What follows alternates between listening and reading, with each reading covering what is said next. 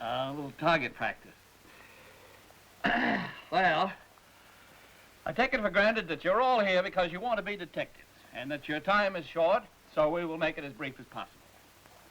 Now, first, in order to be a detective, it's necessary to have somebody to detect. Otherwise, you're left playing the game alone. For this reason, it's necessary to recognize criminal types when you see them. And so, tonight, we're starting in by taking up the different criminal types. Now, if you will come with me into the laboratory, we can get right down to brass tacks. Or maybe I should say down to brass knuckles. Down to brass knuckles. Now, with the spread of education, more complicated types have arisen, and I have here some photographs of the more highly strung type of criminal which you must be on the lookout for. Now, in order to make things easier, I'm going to ask Mr. Gavonlich if he will make a composite picture of the complete criminal. Mr. Gavonlich, would you mind copying these facial characteristics onto the board as I give them to you? Certainly. I will indicate the features to be copied. Now, here we have...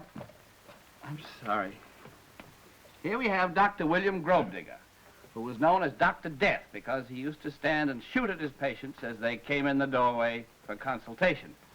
He sometimes bagged as many as 15 or 20 a day in the season. Now, you'll notice that Dr. Gravedigger here has the high forehead of the neocephalic type. And I'm going to ask Mr. Gavonlich if he'll put Dr. Gravedigger's forehead into the drawing. Thank you. Gladly. Now, here is a type which is very common in all criminal classes, the neo-eurythmic or vanishing chin type.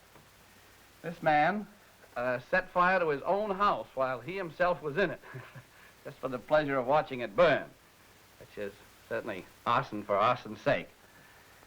If you'll put this gentleman in, please, and no chin. Now, here is a man who was known as Darwin the Beaver, who went in for safe cracking on a rather extensive scale. He blew the front door off the Bank of England. And we'll put Darwin's nose in, if you please. Thank you very much. Now, if Mr. Gavonlich is doing his duty well here, we should have in this combination of pictures a composite picture of the perfect type of arch criminal. Have you got anything to show us, Mr. Gavonlich? Here you are. The perfect type of arch criminal, ladies and gentlemen. Well,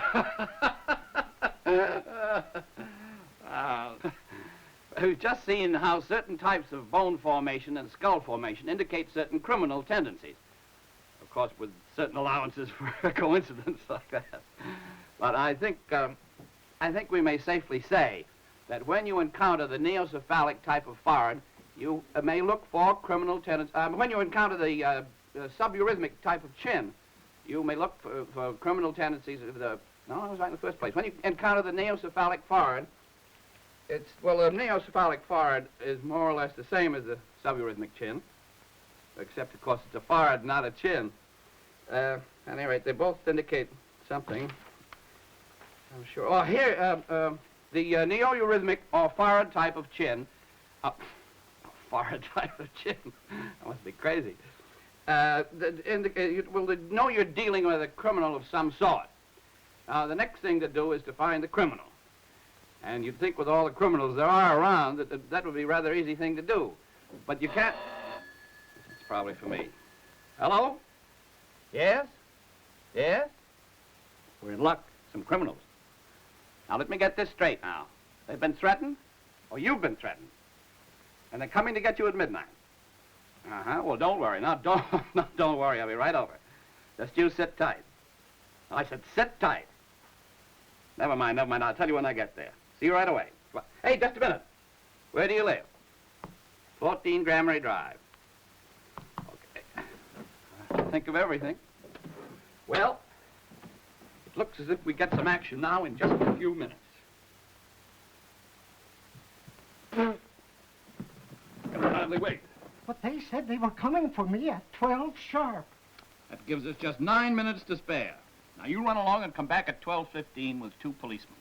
You must keep this thing legal, you know. But what about you? They'll be here at 12. I'll be here at 12, too, my man. Now, run along. Remember, back at 12:15.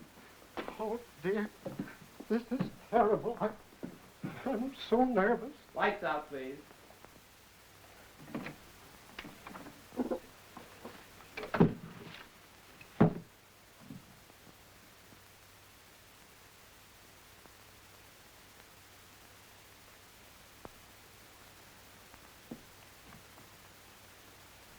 There's nobody here. He's probably taken them single-handed to the police station.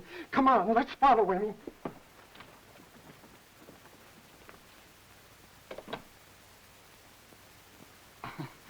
Well, we can't have everything turn out just as we want it. That's part of the fun of being a detective. You never know quite how things are coming out. Now, the next problem is getting a confession. Let us say this time from a suspect that has been brought in by somebody else. Now, this getting a confession is known as a third degree.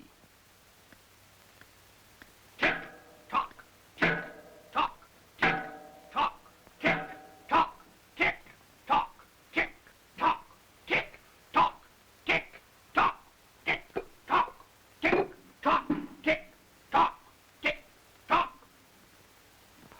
So you won't crack, eh, McNulty?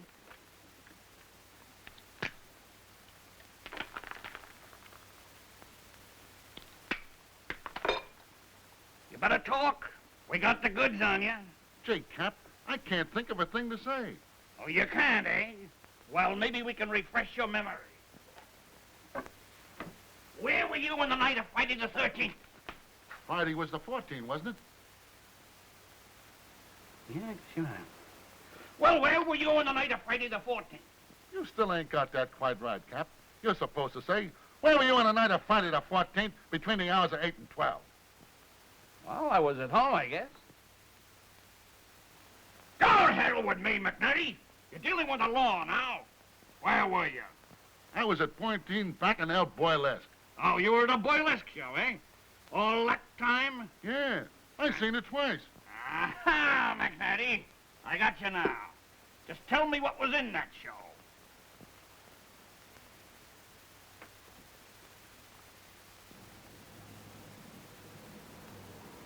One down front, please.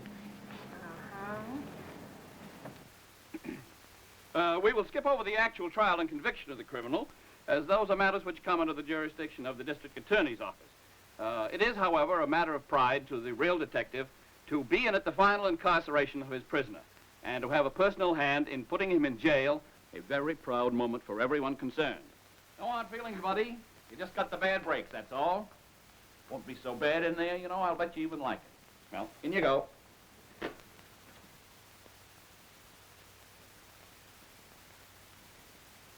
And thus we see that crime does not pay.